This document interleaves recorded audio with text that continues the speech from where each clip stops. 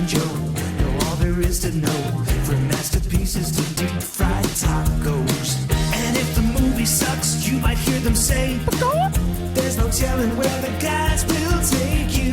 Get ready for a spoiler. Won't say it twice, cause we already warned you. Better watch out, it's gonna ruin the plot. Real spoilers. Real spoilers.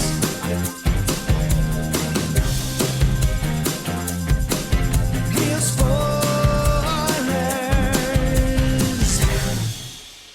Broadcasting from the lush but not lavish studios located in the basement of the O'Keefe Institute for Advanced Film Snarkitude, this is Real Spoilers, episode 657, Malignance.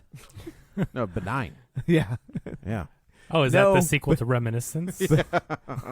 Benign would mean everything's okay. That's true. Everything's not okay. I wanted, people kept commenting online, is the sequel going to be called Benign? I'm like, I'm not if you've seen this movie. I don't think Yeah. the sequel is going to be called Benign. You clearly don't know what malignant and benign means. Right. Like, someone at some point is going to go in for a cancer screening, and they're going to be told, oh, it's benign, and they're going to go home and, like, leave their wife and sell all their things, and then And they're gonna be like, "Hey," and then like, no, that meant it was okay. Oh, damn! I just quit my job. can I go? I saw the sequel to that movie. They called it Benign. I don't Son know. of a bitch. That's why science is important. Science is important. In case the last 18 months haven't taught you anything, and Just for when you a lot of think it's people out over. there, it hasn't. No, it hasn't taught So- them anything. Anyway, let's go around the table and everyone can introduce themselves. This is Joe. This is Kevin. And this is Tom.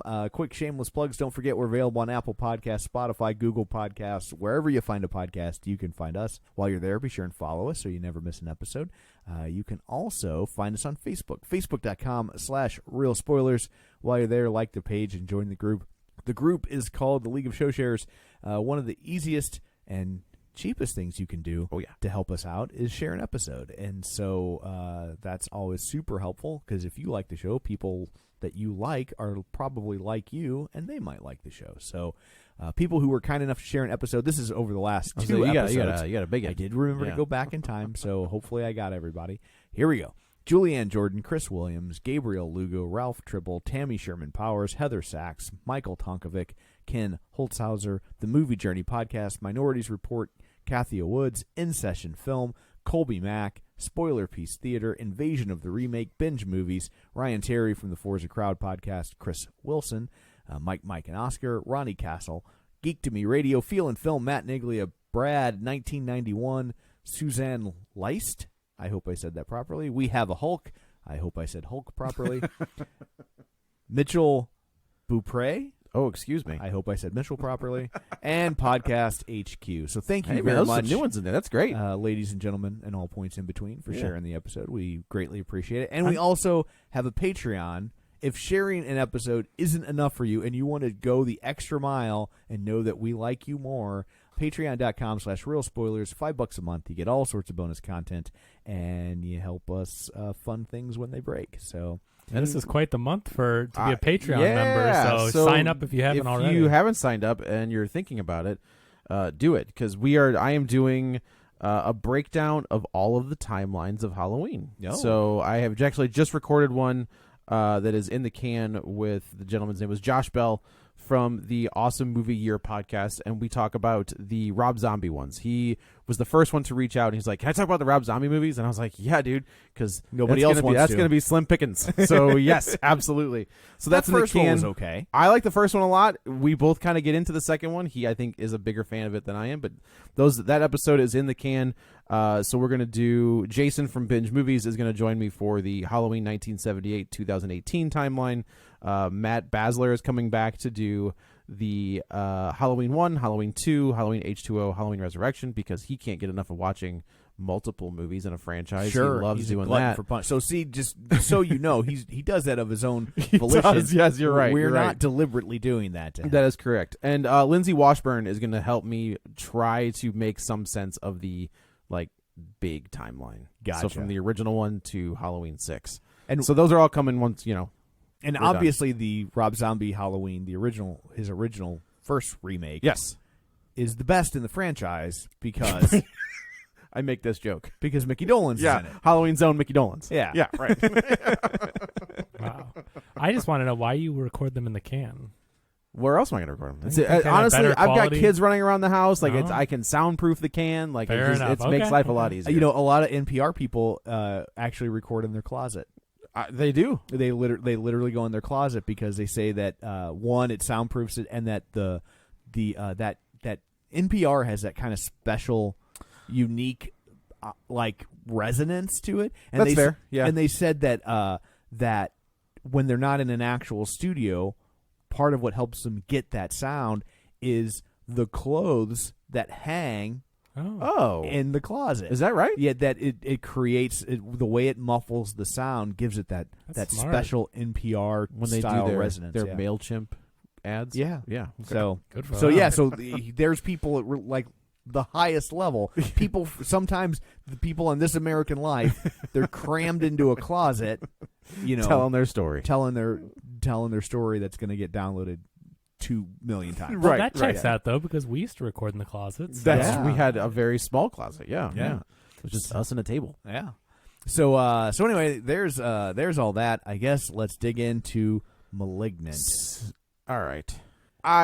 This was awesome. People seem to love this movie. This was awesome. and I don't This- understand why. I look. This movie was awful. It like was so ridiculous. I hate to which was great. I feel a little bad saying this because it's kind of judgmental of the people that like it. So sprinkle this with some grains of salt. Sure. But I think James Wan is a really good director. James Wan is a brilliant director, and I think he tricked people into thinking they saw a good movie. I think he may have. Because it's a good looking movie. I don't And- think it's a and good looking movie. I do. I think it's a very good looking. and movie. I think there's lots of great camera work and the effects are solid and like it's a good jump scare delivery device if that's what you want out of a film. But the story itself, I'm just like, Here's the thing. the twist everybody's raving about. In the first 10 minutes, Yeah. I was like, oh, is it like a twin thing?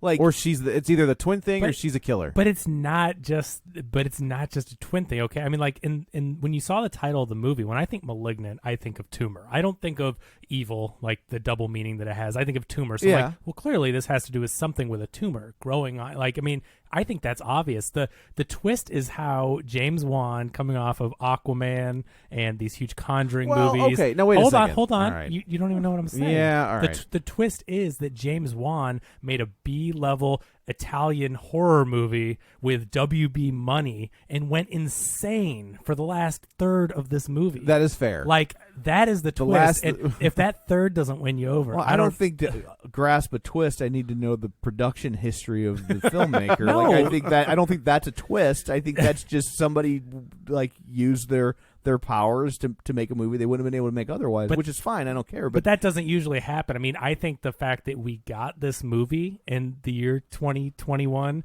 and it was James Wan, who is a master of horror, a modern master of horror, and he gave us this Italian-inspired, like, this is a giallo film, which is basically, in Italian, that means yellow, because there were... the colors we call dime store spinner rack romance novels or whatever, right? They're in Italy, the novels were all yellow.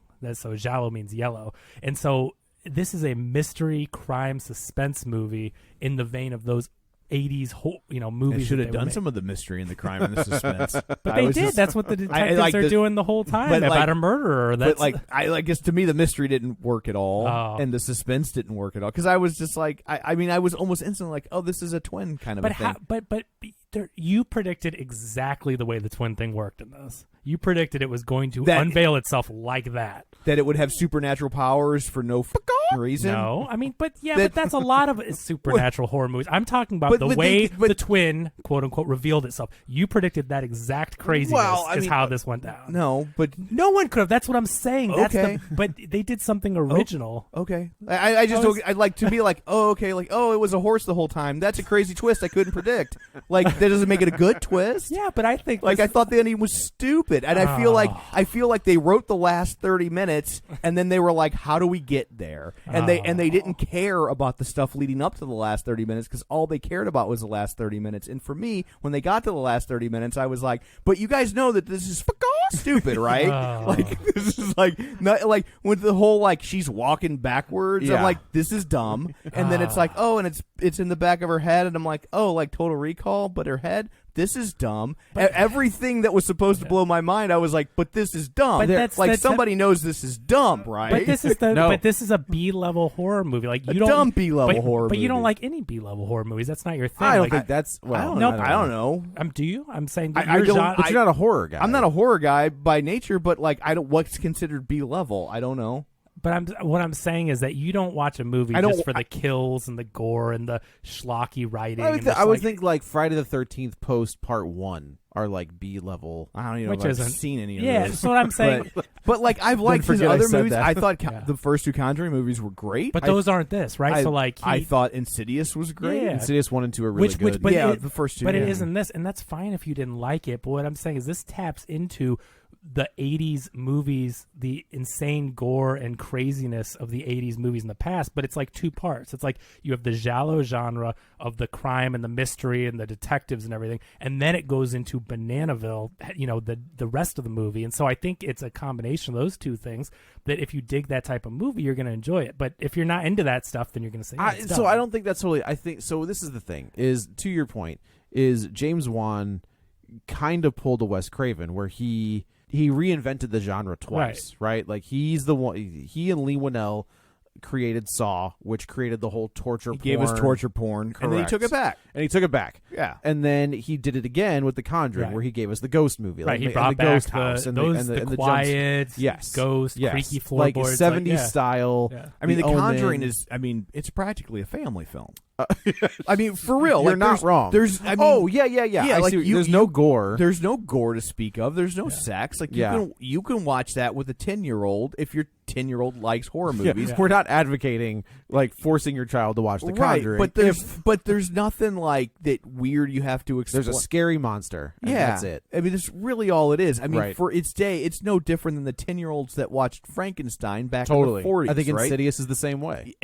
Absolutely. Yeah. And so, which is great that he can do both of those things. Yeah. Right. Yeah. He and Lee Winnell have a brilliant eye and skill of horror, of getting the horror and figuring that out. Because a lot of people were dismissive of Saw in that they were just like, oh, well, I mean, yeah, if you show me gross stuff, you'll freak me out, but that's not necessarily good filmmaking. Right. And so he's like, okay, well, then I'll do it the other way. Guess what? Here's this bonkers-ass twist that we're going to throw, right? Like that twist at the end.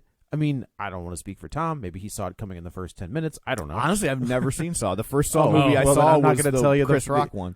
Are you serious? Yeah. Oh. I recommend watch the first one because the first one, it's like the reason why we get a million sequels is because the first one's really good. Typically, the first 1 and 2 are both really good. If you know there's 8 movies, you should probably watch the first of anything with 8 movies because you're like, well, why did they must have done something right. We talked about that on that episode is you can't just jump in that franchise because they all tie back to like previous ones. Ask Matt Bassler. That's what I'm saying, yeah. So like, and James Wan tried to get himself, got himself out of the horror genre he saved the Fast and the Furious franchise. He had to he was tasked with putting that movie back together after Paul Walker died and making that movie work and finishing that movie. Then he came out and did Aquaman. And say what you will, it's not the best movie, but it's a big, fun action movie. Aquaman is one of the best DC movies. The bar is super low, but they made a lot of them now, and it's like that's you're right. Shazam. I would agree. That is probably in the top. That's a 3 comic or 4. book movie, right? Yes. Like when you it talk was a about fun movie. Yes, and Jason Momoa was, but he was able to do that, right? And then he kind of started producing some stuff. I know he helped produce The Invisible Man, maybe because Lee Winnell was a part of that. And he wrote and directed it, Winnell. Yeah, but I think James Wan was involved. He was involved in that. And so when I see a new horror film by James Wan, maybe my expectations are too high at this point, right? Because he really hasn't missed. He has yet to miss critically or financially at the box office. This one, I feel there are parts of this movie that I thoroughly enjoyed. I think what it comes down to is that Insidious and Conjuring and even Saw, from what I understand, even though I haven't seen it, they're so good that you will like them even if you don't like horror movies. In this they are case, transcending movies. You have to love horror movies to like this movie. Otherwise, it's a big steaming pile of turds. I think you're absolutely this is a horror right. movie. I think this is a horror movie person's horror, and I'm talking about not just general horror, but again, the love of the Italian horror. Not film. everyone who loves horror movies will love this movie. Yes. But only this people is a who very love horror movies will love this movie. Yes, this is a very niche movie because this was dumb. I think the but story movies can be dumb and enjoyable if you like dumb movies. And I do like dumb movies, but this we've talked about them. Yeah, but this is not. But maybe not dumb horror movies. I'm just trying to. I just like it didn't make any. It didn't. It didn't make sense. The twist didn't work, and then when why doesn't it work? Because I saw it coming. Like it was on a highway in Kansas. I was just like, oh, it's a twin thing.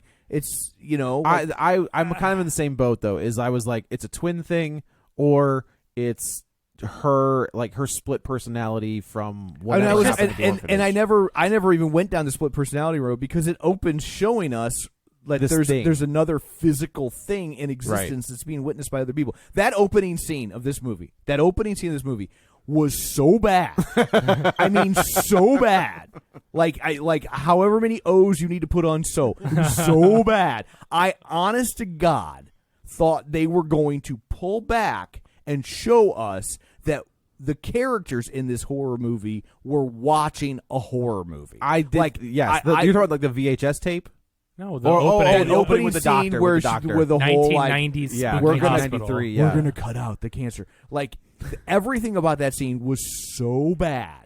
I think it's tongue-in-cheek. I really think James Wan is such a good filmmaker. Yeah. I really, really think that this was his, one for them, one for me. He made WB billions of dollars with Conjuring and Aquaman. I think he wanted to make a B-level 80s Italian horror movie, and he did it. And, I don't think you could be like, well, he accidentally made a bad movie. He tried, but he's just James Wan. It's like, no, I think he wanted that opening to be schlock. That's what I'm saying. If you watch this if you were watching a parody movie, you wouldn't go, well, that's bad. You'd be like, well, it's goofy and stupid, but it's Austin Powers is stupid, yes, but it's funny. It's a comedy. This is horror parody. This is a horror 80s Italian slasher movie or whatever. Not slasher, but you know what I mean? I'm saying he wanted to make that movie just like he rebooted those others. Sure. He got to do his Italian Giallo movie. But here's the thing is when he didn't reboot torture porn, he created it and everybody just followed suit. Yeah. The 70s ghost movie. But he rebooted. But he ghost brought movies. from The Omen and all that. This is James Wan. Well, but there's always been hyper gory movies. I feel like he took torture porn and made it mainstream. That's fair. That's a fair thing to say. Because there's always been those guys that'll sell you borderline snuff films out of the trunk of their car. If you go watch the movie Maniac with Tom Savini and there's some crazy gore movies out there. But so James Wan obviously loves horror, and he's so good at doing this that he can take these genres and he can become the guy. And I think this was just another one he tapped into his love of those type of films. And if you look at it on face value, you can say that's bad. But if you look at it as a guy trying to capture these type of films that he loves, I think he's recreating it in that feel of it and kind of an homage. But to your point, though, do you think we're going to get another a rejuvenated Giallo I think you might get Malignant too. I don't know. These movies are so cheap to make. I guess that's fair. It's pretty hard to fail. It's day and date, right? This was theaters and HBO Max on the same day. Do we have a budget on this by chance? Out of curiosity, I'm not sure. I'll look it up. I didn't see one. But yeah, these movies. I will say that this one is definitely more effect heavy than anything he's done before. With the dream sequences, which I thought were really well done. I thought that was a cool concept. A beautiful transition. I thought those were very cool concepts. That was phenomenal. I thought the sky, the weird skyline over Seattle was really bad. When it's when they were just showing the skyline of Seattle, then hey, can we throw some digital rain over that? Because it rains in Seattle, right? I didn't think it looked bad at all. I really liked the look of it. $40 million budget. I feel like that. I mean, it's a good looking movie. That's $40 comparable, million. I think. But this is a studio movie. This isn't. This is Blumhouse. Right. This is WB. This is WB. $40 million. I mean, that works. I think that's a reasonable budget. We talk about the inflating budgets that we're getting, and people are just getting hammered because it's not. You're going to start losing money on things like Black Widow and Shang-Chi and things like that. Well, but Black Widow has just broken even recently. It had to make $400 million to break even. Is that what it was? Yeah, so that one's not losing money. But I mean, Jungle Cruise has made $200 million. It needs $400 to break even. It's not going to happen. It's not. But but I mentioned it in the box office report on Patreon is that, but they know that we're in a pandemic. Like Disney's smart enough to be like, okay, greenlight a sequel. If this thing comes out in a couple years and stuff's better, it's going to make $600 million. Like, you hope. It's right, that right, type right. of movie, right? Right. Like, it's The Rock. It's, Yeah, it'll work. But yeah, so I just think this is, I don't know, like this, a lot of this didn't work. I thought the detectives were terrible. Like the two people that were Wanda Sykes. Not Wanda Sykes and the other guy. I will say that I like that guy that I like or whatever. Yeah, I liked him a lot. The main actress has like flashes where I was like, okay, like I'm with you with this character, but then when we go off the rails, and I was, when she becomes like the suspect and she's in the jail cell, and then granted it stops being her, right? Like it's this. So we're just gonna spoil it. I have to ask you. Yes. Do you like Suspiria? Interesting question. Because this is gonna I feel like I'm gonna get canceled for saying this. I think it's kind of boring. Well, I think that's maybe. I expect you to like this movie, and I think that answer explains a lot. I think the visual parts of the giallo genre I think are beautiful. Yeah. I think Suspiria is a visually stunning movie. Yeah.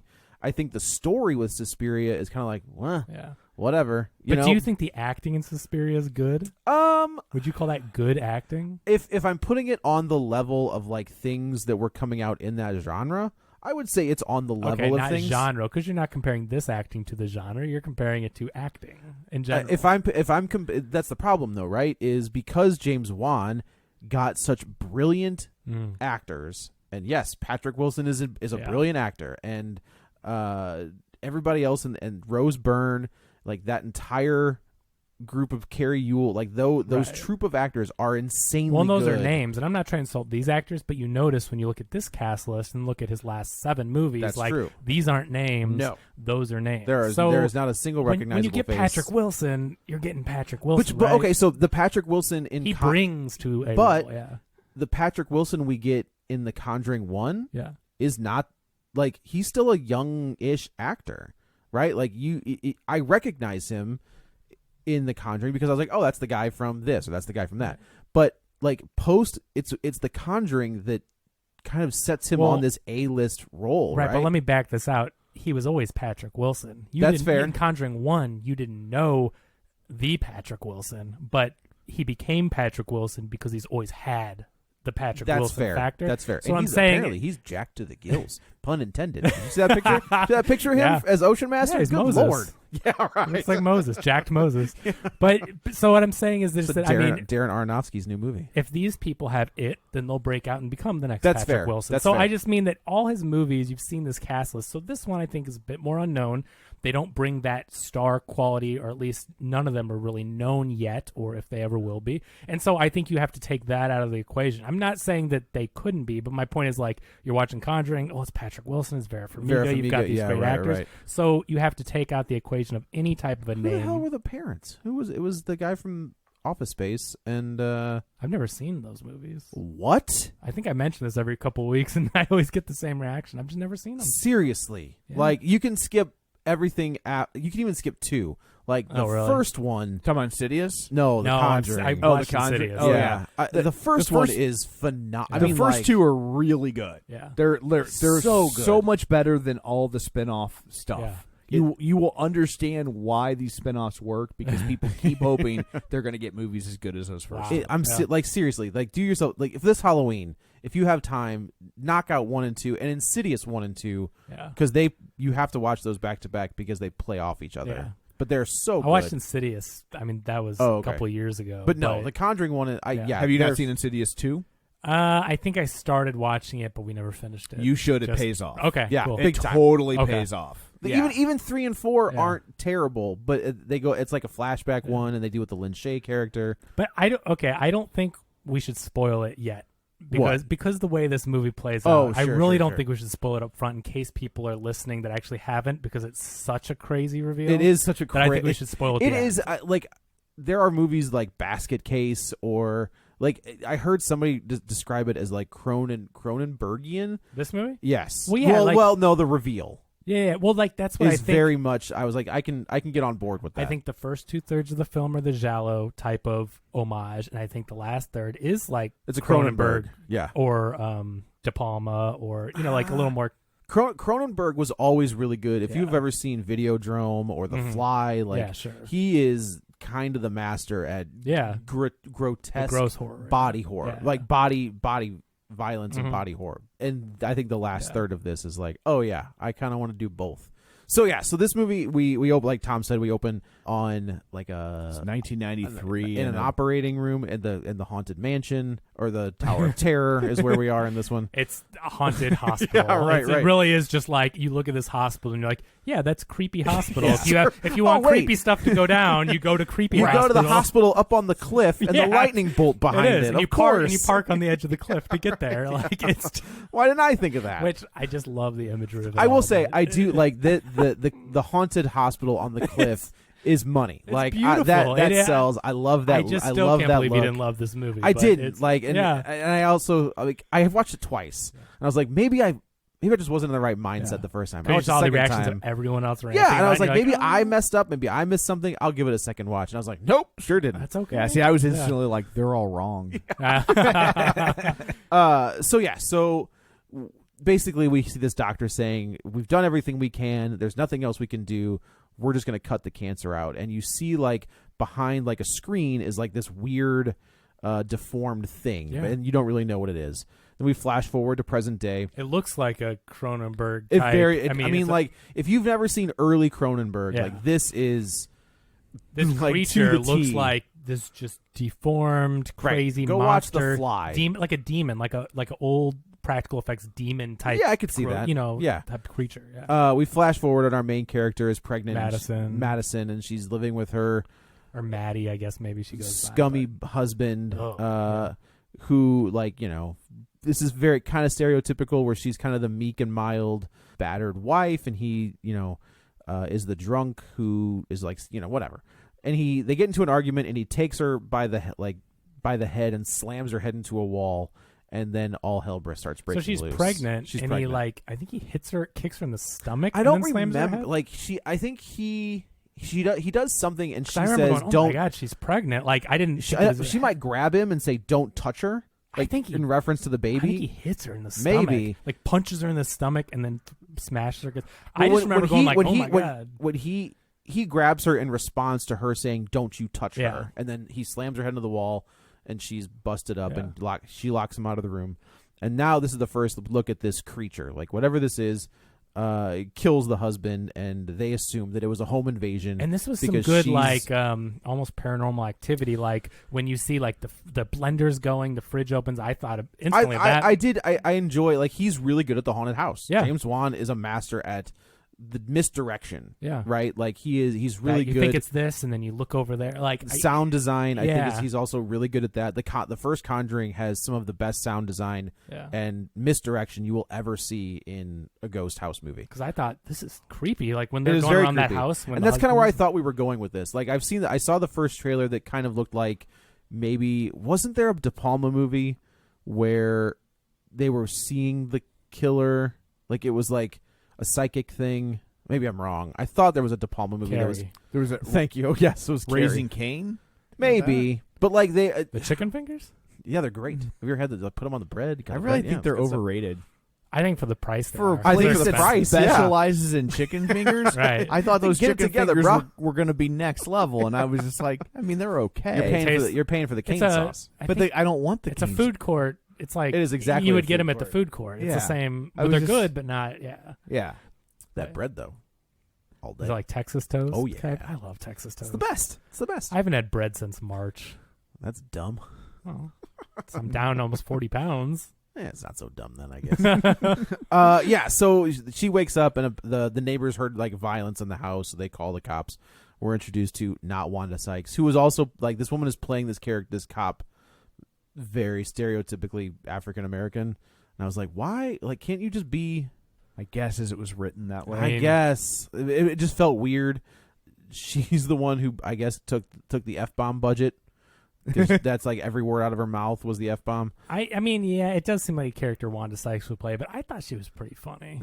See, that's the thing, though, is like I found no humor in it because it just everything felt like a caricature of everything. Yeah. Right? Like, these felt like two caricature of cops. Everything just came out of central casting. Yeah. It's weird because at first I liked the imagery of it, and then I thought, oh, this is really bad writing. It is. And then, but as I watched the movie, I'm like, oh, like I took it as more of the homage. Like, once I got past the first and I kind of saw what was going on here, something clicked in me where I just was like, oh, crap. And then by the time the movie was over, I mean, jumping ahead, but just when it was over, I'm like, holy crap, what a ride. Like, I had fun with it. Sure. So something at some point in the movie, after I saw that this is how the whole thing is written and how the people are acting, I'm Did like, you smoke? this seems familiar. Just checking. I'm like, this seems familiar, though. Did you drop acid before you There's took it? no carbs in it.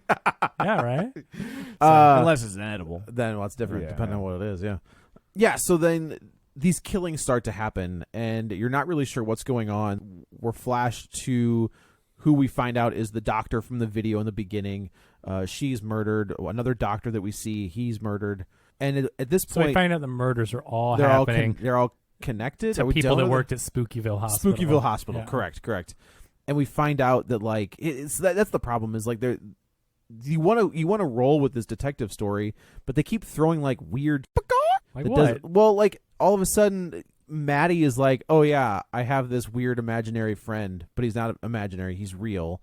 So then they get these weird flashbacks of, Which I love. I just have not seen stuff like this. Usually it's like, well, yeah, it was the imaginary friend, and oh, it was really her because they were tricking her to do stuff. But it's like, not like this. You know what I mean? Like, I love how original these twists went. It's original. Like, the twist is original. I will give you that. Like, when they get to the reveal of the thing, of the twist, that is original. We've seen movies before where it's just like, hey, why'd you throw that? Why'd you smack your brother? And like, I didn't. Like, it wasn't me. Like, we've seen that before a billion times. Right. I know, but that's what I mean, though, is that you think they're going for the, oh, is it really her because she had an imaginary friend and that hospital was a mental hospital and she's doing these murders like she is in Maddie. Who directed that movie Sisters with Margot Kidder and is that De Palma? Where it's like they're like, I don't know that one. I almost, there was a movie called Sisters with Margot Kidder and somebody else, and they were, well, what's the correct word? Conjoined twins. Okay. And one of them was the good one, and one of them was the bad. The Simpsons did a Halloween episode about this, where they had the bad Bart locked up in the attic. Remember where Bart had a twin? They're like, that doesn't make any sense. If I had a twin, I'd have a scar here. They're like, ah! Oh, okay, I see what you're saying. But they get it were mixed. Conjoined They at one get it point. mixed up, and like they think that they flip it. I'm almost positive there's a De Palma movie with Margot Kidder called Sisters that is kind of that. Yeah. But like, so that's the thing, is like, he's taking, for a guy that has been fairly original this entire career, to like piece this movie feels like it just like Tom said, it's pieced together, and it just doesn't, like, they're just throwing stuff in there and be like, oh yeah, by the way, she was adopted. Oh, by the way, she had this thing. Oh, by the way, Yeah, it's a 1972 film directed by Brian De Palma. Focuses on a French-Canadian model whose separated conjoined twin is suspected of a brutal murder witnessed by a newspaper reporter in Staten Island. Yeah, I love this. Was it good? Yeah, it's Brian De Palma. In the 70s. So yes, Gotcha. Yeah, and once he gets to like 85, 86, so goes off the rails. Like Dressed to Kill was probably his last really good one, right? Ooh, I mean, I like Raising Cain. I've never seen The it. Untouchables? This looks cheesy. Oh, I always forget Scarface? Untouchables. Body Yeah. Double. Bah, so good. Love it. I didn't like Scarface. Really? Yeah. That's Oh, all right. really? Did you like That's the a little- original? Yeah, but yeah, it was just, I don't know, it was too much. I get it. It was just over the top. I mean, kind of cheesy. Oh. He literally throws cocaine into his face Yeah. and then takes a rocket launcher. So I get it. That makes sense. We should mention, so she has a sister. Yeah, and yeah. the sister says that you lost the baby, and we learned that she's had 3 previous miscarriages, and she was really hoping that this one would, she would. And finally she was have a like child. far along. Like, this wasn't It was like 7 or 8 months. Yeah. Yeah. So she made it really far along, and so she kind of doesn't talk for 2 days. The detective comes and questions her. She won't talk. We see this Jane Doe get abducted from this weird underground. Yeah, thing. so it was like, I thought this was kind of cool. I wanted to ask one of my friends who lives in Seattle, but they said that like the old city instead of like knocking it down and building and rebuilding the city, they just built on top of it. So they were doing an underground tour of a city. Oh, like that was a city, like the original city, and then they built on top of it at the level that now people live. That seems and dangerous. I'm like, that'd be kind of cool though if that's a real thing. And you see storefronts and stuff. Yeah. I mean, I don't think they would just make it up for the movie. That must be a real thing. It seems like a weird thing to James Wan to be like, yeah, we're in a city and they built on top of the city. Like, why for a throwaway thing in a movie? That'd be a really weird thing to invent. But that's totally fair. So yeah, we see her abducted, and it was interesting. I was watching this with Ryan, and we're like, wait a minute, is that Maddie? Like, they did a good job of making her look like Maddie. They both look very similar. Because Maddie from and just the same haircut, like I'm like, is that her? And their I'm like, no, faces she looks are similar. older. Right. But it made us question it, so I thought the casting was really good. Yes. And we'll get into that more, but they look similar. Yeah. There's a connection. There's a reason.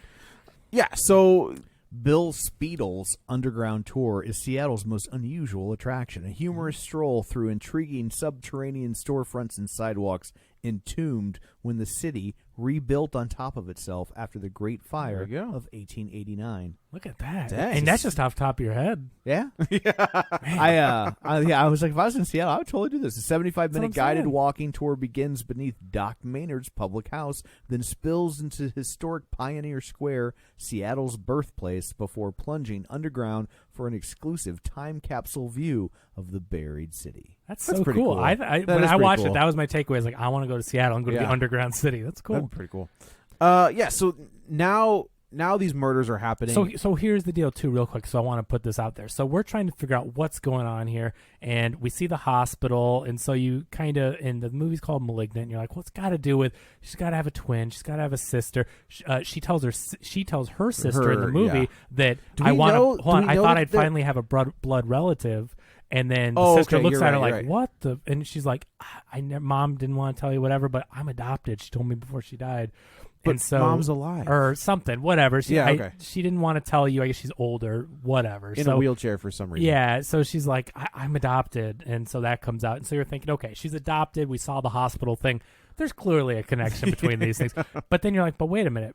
It can't be her because we see the other thing. We see its face. We see, like, I think they do a really good job of the red herrings in this because you're like, we've seen the killer. Later on, the police officer fights with the killer. We see it. So and it looks like her.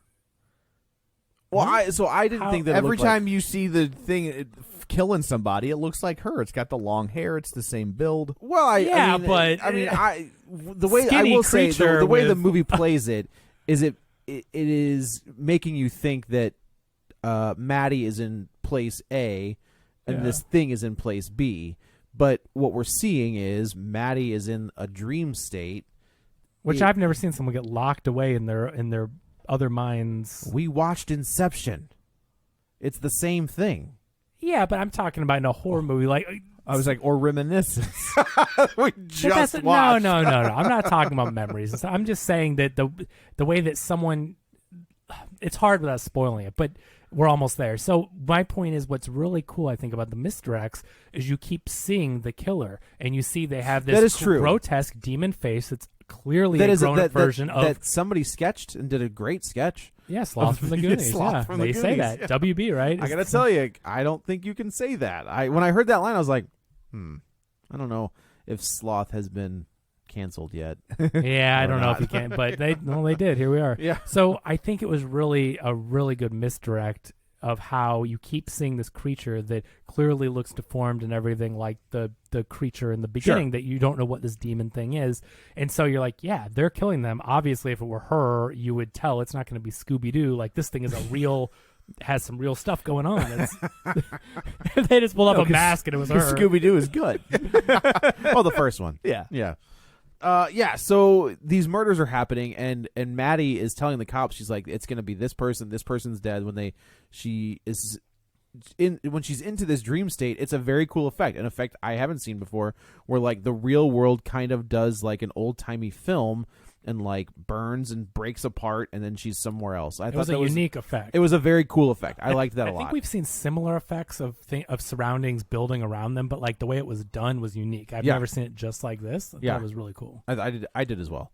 So the cops are talking to her, and they basically are saying, we're taking you into custody because you keep telling us everything, and then these things keep coming true. Well, here's the deal. She only gets taken into custody after they're at her house examining her about the next death that happens. And then the kidnapped woman falls through the roof. Weren't they walking out? Weren't they walking out with her in the beginning? I guess maybe they weren't. Okay. No. But they're talking in the house. This woman is like tied up in this creepy attic. Yeah. And then she gets herself free and she ends up falling and she falls through the floor. And then which I thought was a good transition that I didn't see coming, honestly. Where she falls to the floor and then falls through a table where all of our characters are. And they're just like, you're under arrest for the kidnap of this woman, by the way. I never expected that to be her. Did you, Tom, think that was going on upstairs? No, I didn't. I was like, that was a good transition. Because they cut back and forth to the woman at certain points, then the house, and you're going back and forth. You never realize they're the same place. No, I did not. So she crashes through, and even though, like, she tells the detective, like, you saw the killer, you fought with them, you know it's not me, but they're like, well, she fell through the roof. You got a creepy woman tied up in your attic. And they go Maddie. in the attic, and the weapon. There's the weapon. Which was a trophy given to the doctor of the hospital. The first doctor, yeah. It's like a sword upside down and a thing, and they take the base off. That she apparently does the Army of Darkness style and transfers into a weapon. Yeah. Yeah, okay. Just put that out there. And so all the trench coat, the weapon, everything is found in the attic where the woman was locked up. So like, we've got to take you. And like, you're going to jail. And the detective is questioning it. Like, he doesn't know what to believe because he's fought this thing. Yeah, because he wants to hook up with her with her adopted sister. But meanwhile, James Wan's wife wants to hook up with him. Is that right? Yeah. Is that who that is? The CSI is James Wan's wife. Oh, really? That's funny. I didn't realize that. Well, I think worked on the script with them. So this movie was written by James Wan and two women, which I think was kind of cool because of the places the script goes with. She even says it like, it's always been my choice. You know, they put my body, my choice kind of thing. Yep. And I think that's helpful that like James Wan probably didn't write a majority of this. I think he probably. So do me a favor. Look at James Wan's movies and see how many Leigh Whannell wrote. Okay. Because I know he was a writer on Saw. I'm almost positive he was a writer on like Conjuring and Insidious. I don't think he wrote Fast 8 or Aquaman. Yeah, I don't think anybody wrote Fast 8. That's probably true. No, Fast 8 wasn't bad. Oh, yeah, so James Wan did the story, right? So all the dialogue and stuff that has to do revolving around the women and which miscarriages and all that, I think coming from a female perspective... a male cannot write those... A male cannot write about the female perspective on issues like that. You know what? A female perspective in general. So he did screenplay on Conjuring 2. Okay. He did story on almost everything. Well, story is like, hey, here are these two characters that I wrote in the first one. Right. Well, no, but Leigh Whannell did the story of Saw as well. Yeah. So yeah. I don't think James Wan does a lot of straight writing. You know what I mean? Probably comes up with an idea and says, hey, go write that. And does but Leigh Whannell director. also did, I think he wrote Upgrade, which was a lot of fun, and then he wrote The Invisible Man, and now he's been given the keys to the Universal Monster Kingdom. Like, he's doing all kinds of stuff for them now. So Akilah Cooper and Ingrid Bisu, who is his wife, the latter, wrote the script. Gotcha. So they're in jail, and Zoe Bell shows up in this movie. Zoe Bell, who is Uma Thurman's stunt double for Kill Bill. She's the one with like the mohawk and the blonde. She's the gal from Death Proof who gets rides on the front of the car, which is a fantastic sequence. I know a lot of people don't like that movie, but that sequence of her on the front of the car is amazing. Worst Quentin Tarantino movie, but I know it's got Kurt Russell, so it automatically has to be. No, it's great. Yeah. Yeah, so they arrest her, they put her in this jail cell, and while all of this is going on, the adopted sister goes back to the mom, finds the adoption certificate, goes to the hospital. Okay. I gotta tell you, that hospital, old-timey and creepy, immaculate record keeping. Well, it was wait a minute. Found that box immediately. Right, but it was in a creepy, dirty basement in like old storage totes. Like, do you really think the record keeping of an old-timey creepy hospital's basement is going to be so articulate and immaculate that you could be like, there it is, and pulls it out and finds it within 3 minutes. This is Spookyville Hospital we're talking about here. I don't know what hospital you're talking about. But, sorry. Okay, sorry. but this person also controls electricity and can tap into cell phones. Like, I mean, we're also talking about a supernatural crazy movie, so I'm not just gonna saying. but I'm not gonna pick it apart for that of all things. I will. That was ridiculous. Movie, yeah, right. Movie. This is just ridiculous. So in real I life, didn't need 30 minutes of them tracking down records. but I'll allow it. But so she gets the records, and what I think is really cool about this, again, like twisty and turny, is like, okay, you know, it has something to do with the Maddie, with the main character. You know that the demon thing and her have some connection. They both were patients at Spookyville Hospital. But when they show you the videos and she's talking to Gabriel, who is what they call this demon creature, and that we've heard the creepy voice, it can like call telephones, and it can. I did think the possession quote unquote, right. of the telephone. I was like, I could see like that's creepy. You can see a parasitic twin doing that. Well, if we're, okay, in a if crazy we're supernatural. No, I can't. But there's nothing supernatural in this movie. But in this movie, but the powers are. But they're not though. Like to me, supernatural are ghosts. They never give us demons, any reason for this to be supernatural other than it does stuff. This is not supernatural. Like this parasitic twins don't inherently have supernatural powers. So if this thing has supernatural powers, then they need to address the fact that it's more than just a parasitic twin, and they never do. They never do. Like to me, a supernatural occurrence is a ghost or a demon or a witch or something, right? Like in The Conjuring. They give you a backstory. It's a ghost, of I'm a like, thing. okay, then some sort of powers are baked Right. in, and when it talks to me through an old time radio, even though it's I can the accept present that. day, and any other 30-year-old woman would be Bluetoothing her Spotify playlist. Absolutely. But okay, she's listening to the radio, wink, wink. But yeah, like they're not. You don't like just powers for power's sake. Well, it can't be just crazy. But don't label this as like a ghost movie. But a parasitic twin, I mean, that's a real occurrence, right? But they don't have supernatural powers. So if this thing's gonna have supernatural powers, then I need a reason as to why. Like they point to like, oh, it was a parasitic twin the whole time. Okay, well, but that doesn't explain anything. Why does it doesn't explain why it has supernatural powers to talk through the radio like Bumblebee, and why and it doesn't explain why it has super strength and jumping ability. It doesn't explain. It doesn't explain. So like in the that. Conjuring movies, right? Like we are introduced to a character played by Lynn Shay, and she's like a medium. So like it's established that she can talk to these things in the other world, right?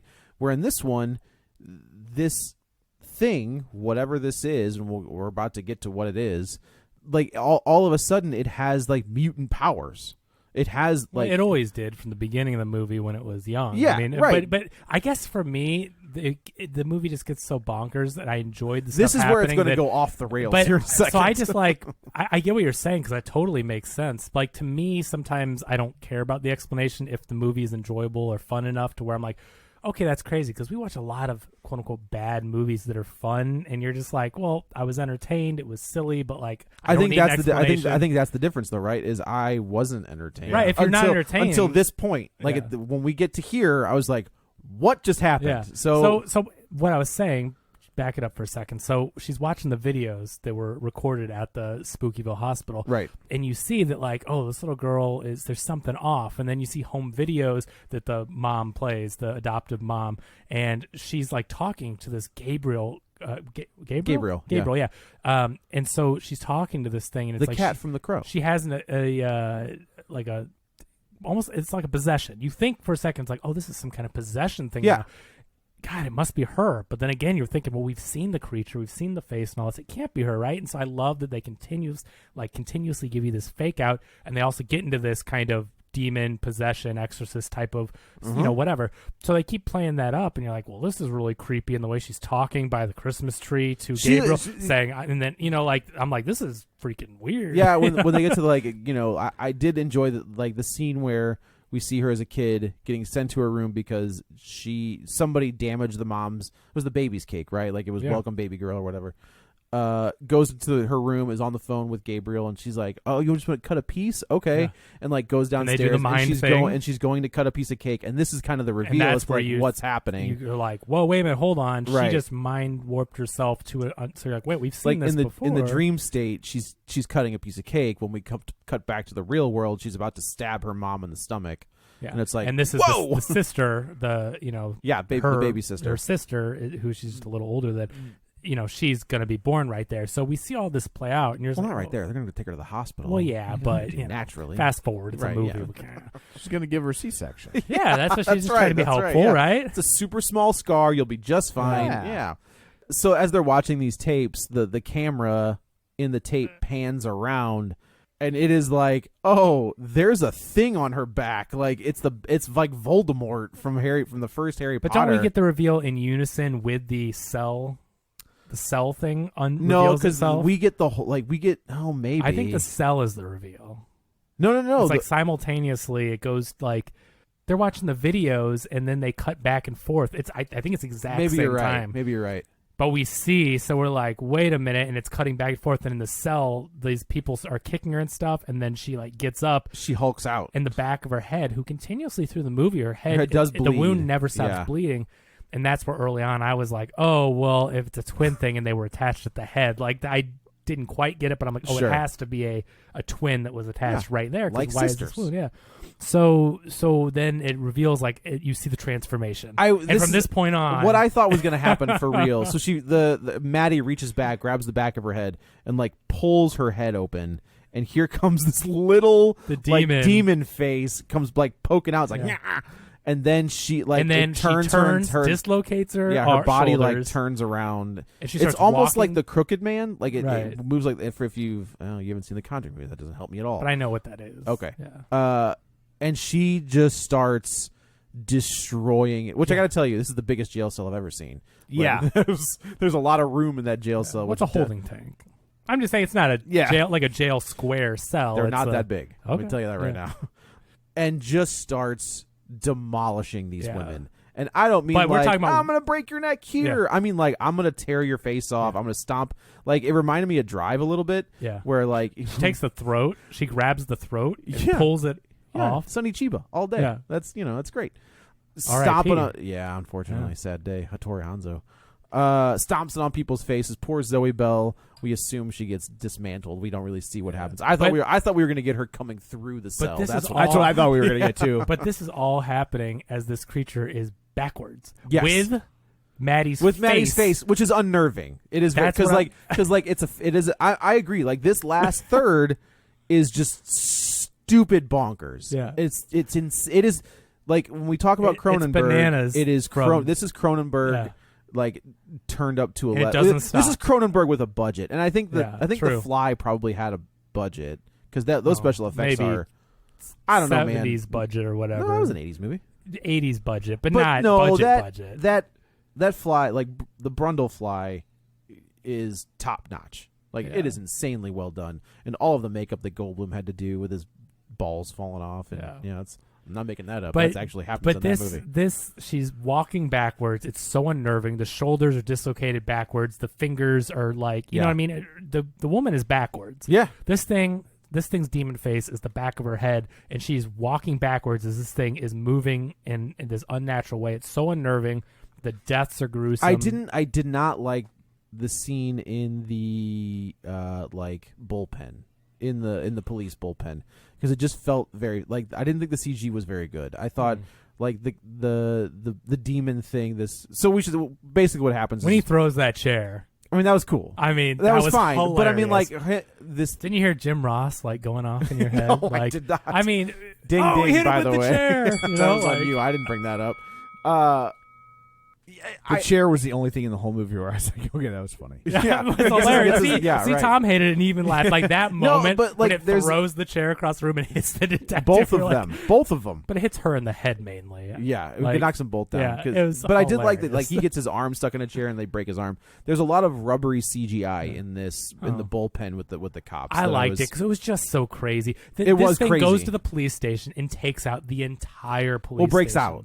out of the like. Well, yeah, but I mean, like it but goes out into kills all of them. All of them. All The I could police think station, of was Return of the Living Dead Part 2, where like the zombie gets on the radio and just says like send more brains or send more cops or whatever. And the entire time, Maddie's face is on the back of this thing's head. Yeah. You see her. You see Maddie in this comatose, just her face there, static. It looks It's disturbing. unnerving. It's very unnerving. To me, it was just dumb. I wasn't unnerved at all. I was just like, I thought the dumb makeup looking. and everything that was done was unnerving, and I think really I think Cronenberg, we've talked about him briefly, but like if you've ever seen Videodrome with James Woods, before he went off the We rails, don't mention him. yeah, sorry, J Dubs, I guess. That's like, ooh, piece of candy.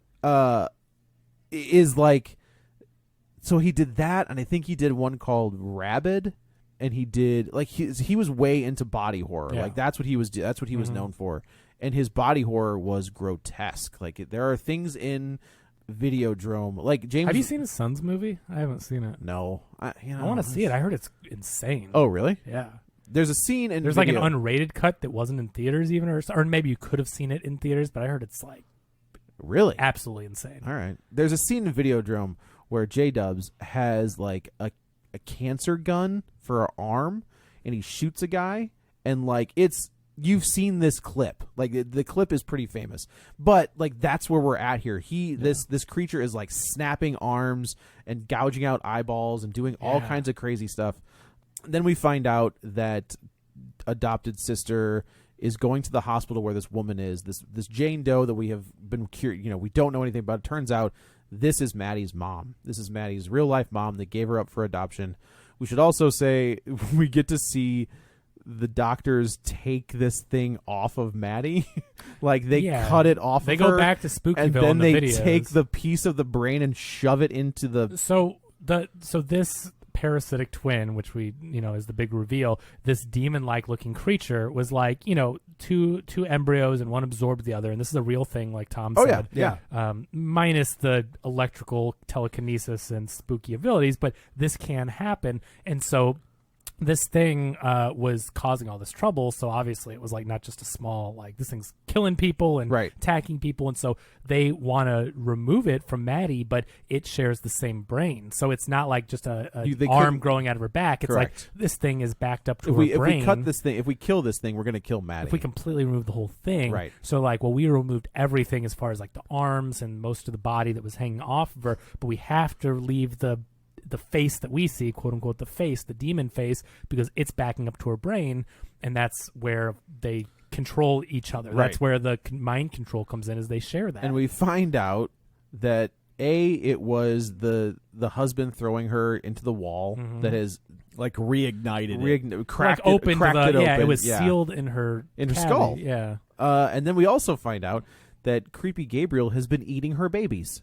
That's why she had 3 miscarriages. Because it's like the sister's like, he's been feeding on your fetuses. I was like, that's a line I never thought I would hear in a movie. I got to tell you, if Mother has taught me anything, baby eating, didn't think that was going to happen. Yeah. Maybe in a Cannibal Corpse song. Maybe that's correct. Yeah, right. Yeah. Cannibal Holocaust. Maybe the Green Inferno. I don't know.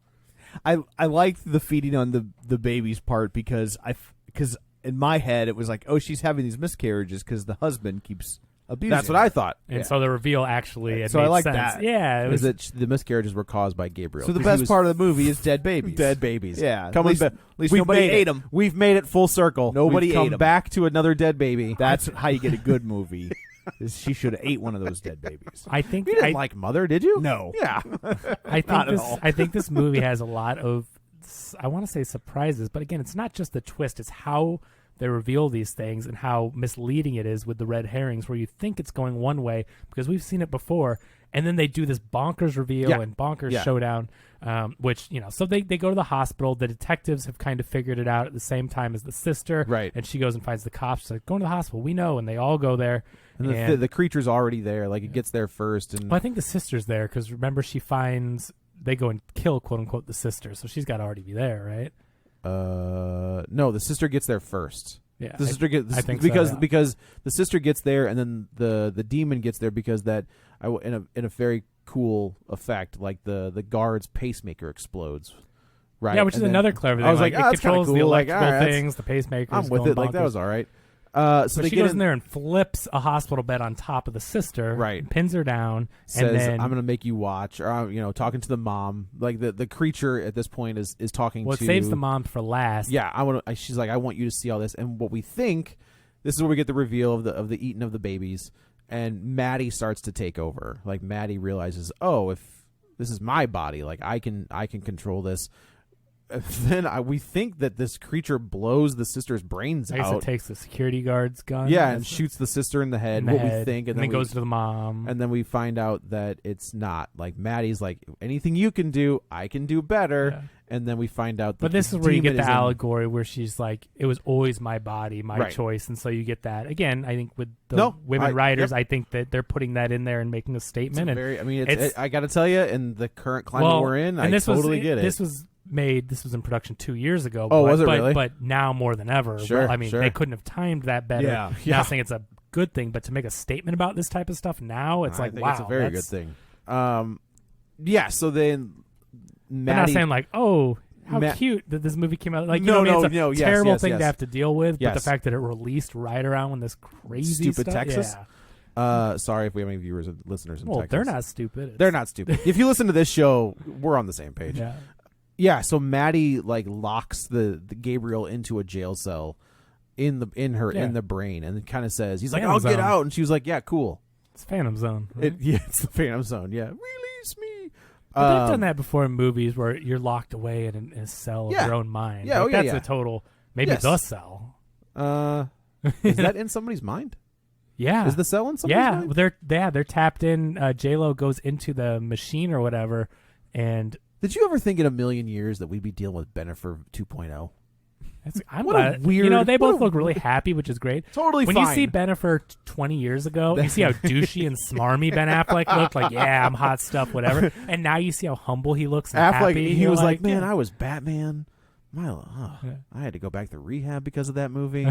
But I just like how when you see them now, they both look so happy. Where before it was like young, hot actors that are just like don't get me wrong. They are hot stuff, right? Like, they're cool, but middle-aged hot. They have like a J-Lo looks like she's still 20. Well, yeah, but I just mean like they have like the experience behind them. You can just tell like they've been through some stuff. They're humbled. It's cool looking. I don't know if they're humbled, but they've been through some stuff. But not humble as in like totally humble. I just mean like by their experiences, they've been through it. Right. That will humble you a bit. Where it's that's like, fair. That's fair. I've seen it. Yeah.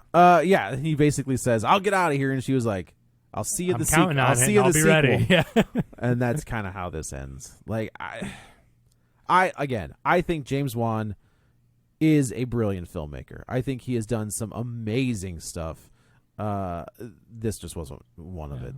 It didn't work for me. There are some great scenes. I didn't like the ending when it's like we won the day, and I'm like, you still killed like 100 I gotta tell people. You, there's a jail cell full of dead people and a police station full of dead people.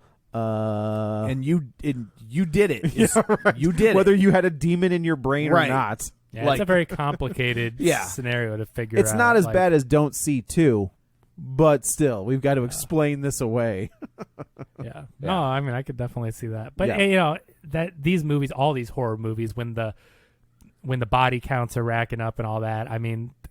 people are responsible in different ways. I think that's why to me the best ones work on like the smaller scale. Yeah. Right. Like even Halloween, you only have four bodies. Did you see that article?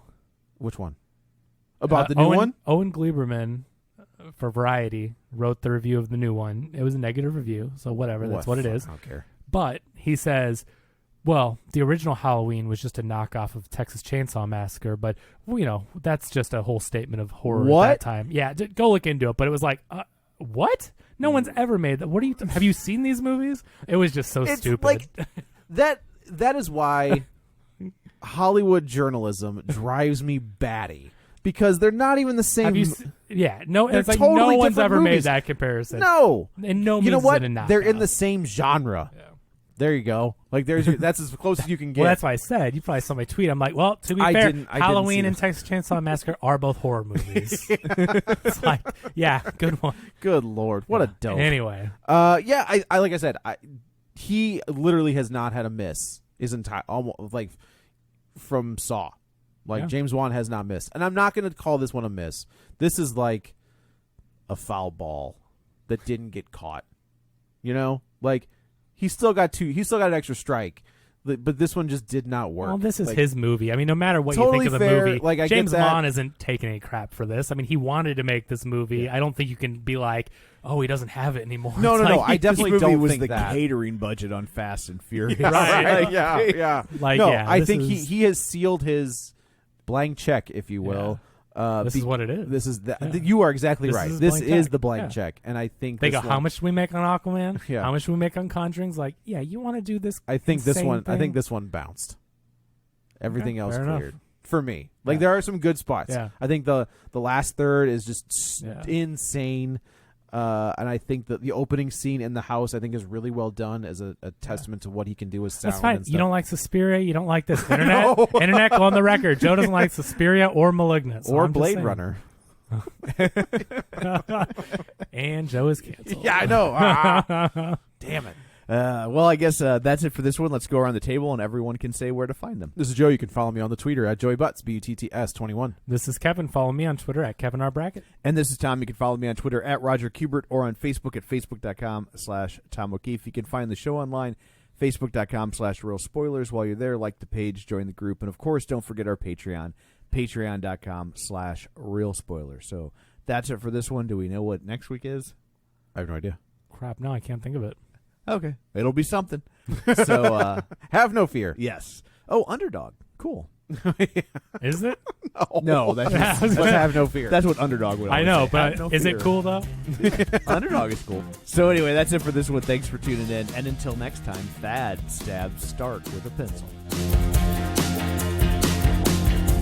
Get ready for a spoiler. Won't say it's